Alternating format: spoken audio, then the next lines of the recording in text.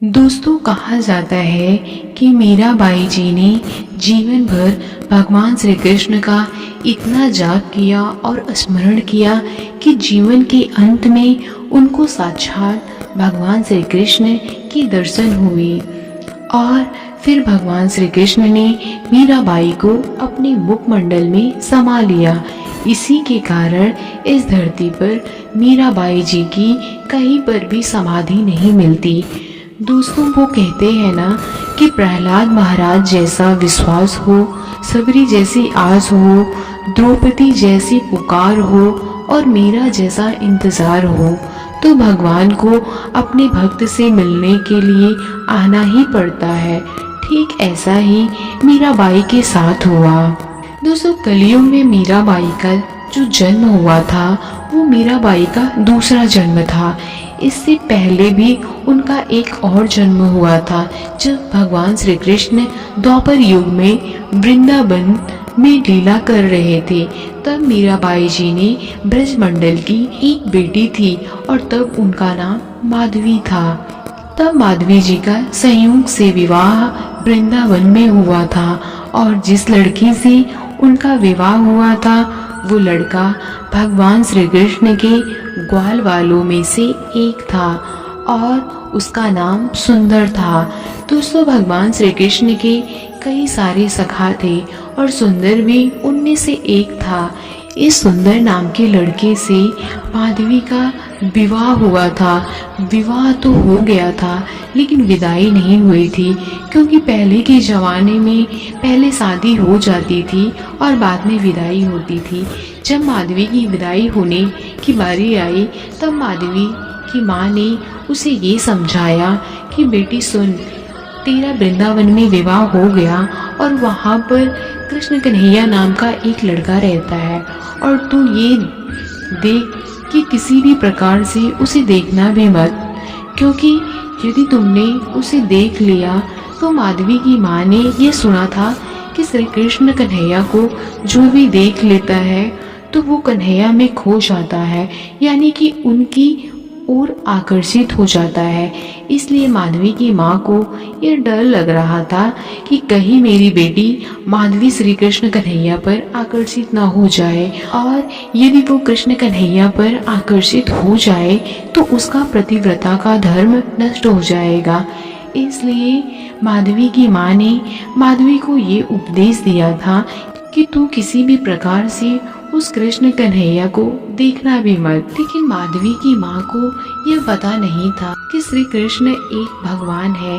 वो कृष्ण को सिर्फ एक साधारण पुरुष मानती थी और ये जानती थी कि वो बहुत सुंदर है। जो भी उनकी तरफ देखता है वो मोहित हो जाता है, और इसलिए उन्हें यह लगा कि कहीं मेरी बेटी भी मोहित ना हो जाए। और नारियों के लिए तो यह स्वभाव मानी है कि वे अपने पति को छोड़कर किसी अन्य पुरुष को न देखे। यही तो हमें सिखाया जाता है और ये बात भी सही है। माधवी की माँ के द्वारा इतना सब समझाने के बाद माधवी समझ गई।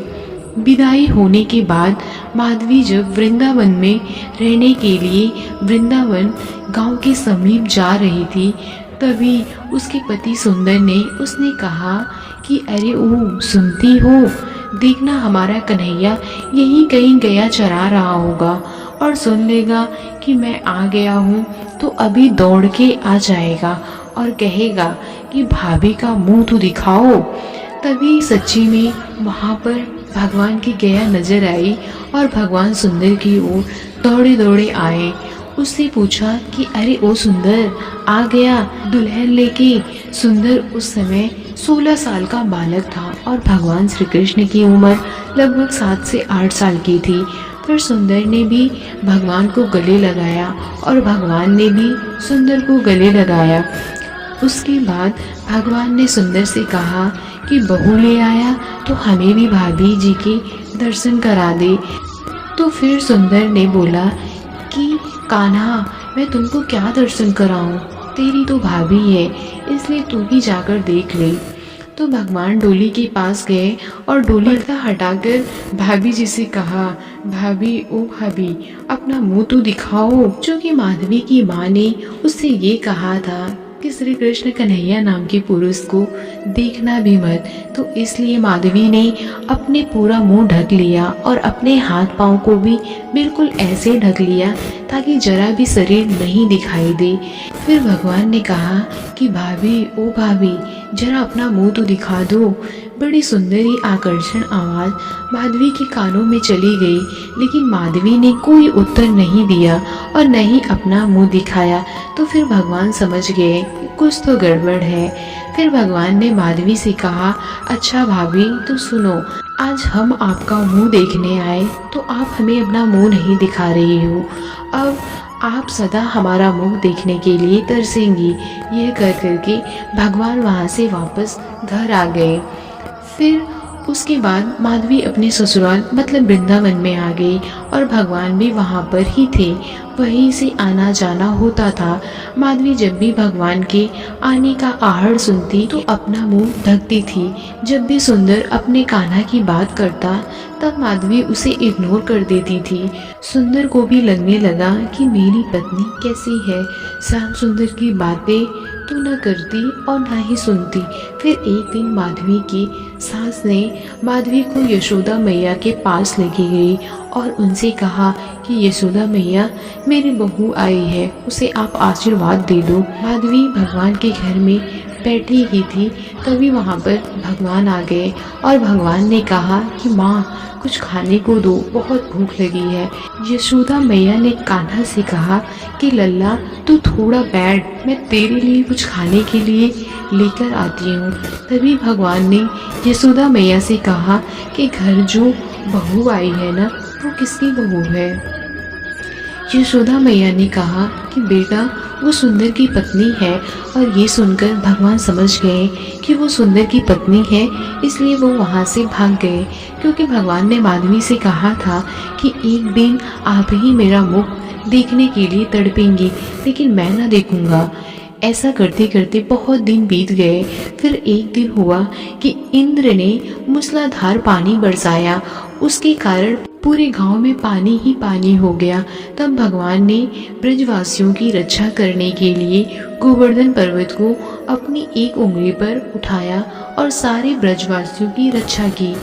और जब भगवान ने गोवर्धन पर्वत को उठाया तब सब लोग उस पर्वत की तलहटी पर आ गए और सबने वहां आकर शांति पाई। और जिस दिन भगवान ने गोवर्धन पर्वत को उठाया था ना, उस श्याम माधवी को कुछ दिखाई नहीं पड़ा कि किसने पर्वत उठाकर रखा हुआ है। पूरी रात माधवी ये सोचती रही कि हे भगवान, पर्वत के नीचे पानी की एक बूंद भी नहीं है और इतना बड़ा आखिर पर्वत किसने उठाकर रखा हुआ होगा। उसके बाद जब सुबह हुई और सूर्य भगवान की पहली किरण आई तो उसी क्षण माधवी ने अपनी नजर घुमाई कि कौन है ये जिसने इतने बड़े पहाड़ को उठाकर रखा हुआ है। फिर नजर घुमाते घुमाते ऊपर पड़ी तो माधवी को भगवान की उंगली नजर आई। माधवी ने उंगली को देखा तो उंगली बहुत सुंदर थी। उंगली के नीचे दृष्टि डाली तो माधवी को भगवान का सुंदर हाथ नजर आया। हाथ की नीचे दृष्टि डाली तो माधवी को भगवान का सुंदर सुंदर चेहरा नजर आया और माधवी ने पहली बार भगवान श्री कृष्ण को देखा, यानी उनकी सुंदर मुस्कान, सुंदर आंखें, सुंदर चेहरा और सुंदर घुंघरेले से बाल। जब माधवी ने देखा तो माधवी ये समझ गई, एक उंगली से पहाड़ उठाने वाला और वो भी 7 दिनों तक उठाकर रखने वाला कोई साधारण पुरुष नहीं हो सकता, बल्कि वो भगवान ही हो सकता है।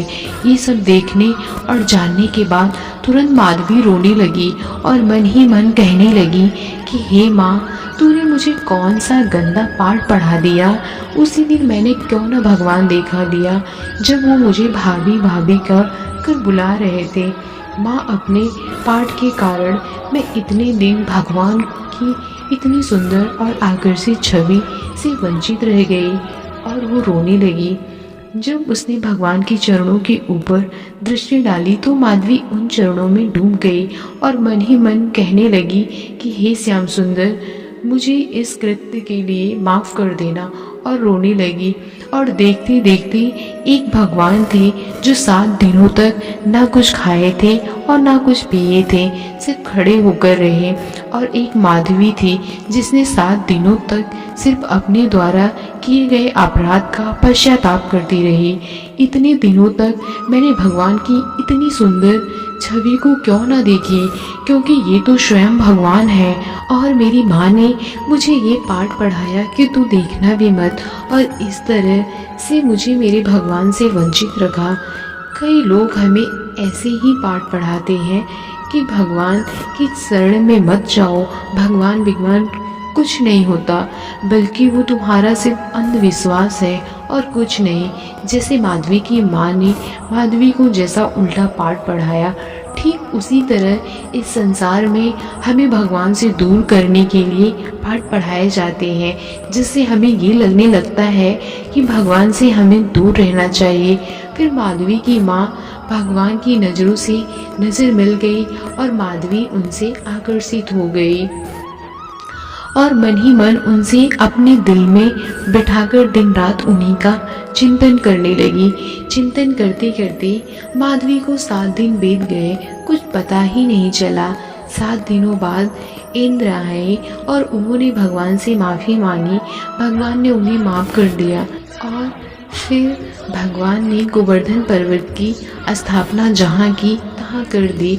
सब कुछ ठीक होने के बाद माधवी गोविंद के चरणों में गिर पड़ी और कहने लगी कि हे श्याम सुंदर, मुझे अपराधीन को माफ़ कर दो। भगवान ने कुछ ना कहा। जब हम बोल रहे थे तब तुमने भी कुछ ना कहा, और अब तुम बोल रही हो तो हम क्या करें। लेकिन भगवान तो दयालु हैं। इस कारण अंत में भगवान ने माधवी को उठाया और मुस्कुराते हुए कहा, अरे भाभी, आप क्यों रो रही हो। फिर माधवी ने कहा कि प्रभु, आप मुझे स्वीकार कर लीजिए और आप मुझे त्यागिए मत। फिर भगवान ने कहा कि अपराध हो गया है ना, तो कोई बात नहीं, क्योंकि अब आपने स्वीकार कर लिया है। हमें कोई द्वेष नहीं आपसे। जिस तरह हमने सबको रखा है, ठीक उसी तरह आपको भी रखा है, और सब पर मेरी कृपा होती है, ठीक उसी तरह आप पर भी मेरी कृपा होगी। भगवान के द्वारा माफ़ करने के बाद भी माधवी खुद को माफ़ नहीं कर पाई। फिर भगवान ने कहा कि मैं तुमको माफ़ तो कर दूंगा, लेकिन अपनी किसी भी लीला में तुम्हें सम्मिलित नहीं करूंगा। तो इसलिए भगवान ने माधवी को अपनी किसी भी रास लीला में या अन्य किसी लीला में सम्मिलित नहीं किया। दोस्तों, अपनी लीला में सम्मिलित न करने के पीछे भी एक कारण था, और वही जब भगवान ब्रजमंडल छोड़ के चले गए तो ये माधवी धड़ाम से गिरती है। तब उसकी सखियां उसको समझाती हैं कि हे माधवी, कृष्ण केवल तुझे ही छोड़ के थोड़ी ही गए हैं, बल्कि हम सभी को भी छोड़कर चले गए, इसलिए तू इतना क्यों रोती है। अपनी सखियों की ये बात सुनने के बाद माधवी अपने सखियों से कहती है कि तुम लोगों ने भगवान को पकड़ लिया हुआ था, तो आपको छोड़कर के चले गए, लेकिन हमने तो उन्हें पकड़ा भी नहीं था और वो हमें छोड़कर ही चले गए। इसलिए हमारा दुख तुम्हारे दुख से कई गुना बड़ा है। तुमने उन्हें पकड़ लिया था और अपने मन में बसा भी लिया था, लेकिन मैं तो सालों तक सिर्फ घूंघट ही करती फिरी रही। इसलिए हे विधाता, आग लगे मेरे इस घूंघट को, जिस घूंघट के कारण मुझे मेरे कृष्ण भगवान से मुझे वंचित रखा। आग लगी ऐसे माँ के ज्ञान को, जिन ज्ञान की वजह से मुझे मेरे भगवान से वंचित रखा गया। दोस्तों, इस तरह से अपने पश्चाताप में तड़पते तड़पते माधवी ने अपने प्राण त्याग दिए। फिर यही माधवी कलयुग में मीराबाई बनके पैदा होती है, और वही मीराबाई लाज शर्म छोड़ करके सिर्फ कृष्ण भगवान के लिए नाचती रही, क्योंकि अब वो जानती थी कि पिछले जन्म में खूब मैंने लाज की, घूंघट ओढ़ी, इसलिए अब कलयुग की मीराबाई कोई घूंघट नहीं ओढ़ती, क्योंकि घूंघट ओढ़ने का परिणाम क्या होता है वो देख चुकी थी। मीराबाई जब पहली बार वृंदावन में आई तो उसे वहाँ पर वो सब बातें याद आ गई और पूरा का पूरा दृश्य उसकी आंखों के सामने आ गया और मीराबाई सिर्फ भगवान श्री कृष्ण का चिंतन करती रहती, सारी जिंदगी भगवान श्री कृष्ण का नाम जपती और संसार के लोगों से भी यही करती रही कि अरे भैया, क्यों इस संसार की माया जाल में उलझे पड़े हुए हो, भगवान के चरणों में क्यों नहीं चलते और उस आनंद में क्यों नहीं खो जाते, क्योंकि वही परम सत्य है। फिर उसके बाद मीराबाई द्वारिका चल पड़ी और अंत में भगवान का इतना स्मरण किया और इतना नाम जपा कि द्वारिकाधीश श्री कृष्ण ने मीराबाई से कहा कि पिछले जन्म में मैंने तुम्हें स्वीकार नहीं किया, लेकिन इस जन्म में मैं तुम्हें स्वीकार करता हूँ, क्योंकि तुमने हमारी भक्ति करके अपने आप को पवित्र कर लिया। और फिर भगवान श्री कृष्ण अपना मुंह खोलते हैं और पूरा का पूरा मीराबाई के मुखमंडल में समा जाती हैं। दोस्तों, इस कारण इस धरती पर मीराबाई की कोई समाधि नहीं मिलती। तो दोस्तों, उम्मीद करती हूँ श्री कृष्ण मीराबाई की कहानी यह आपको अच्छी लगी होगी। धन्यवाद। जय श्री कृष्ण। राधे राधे।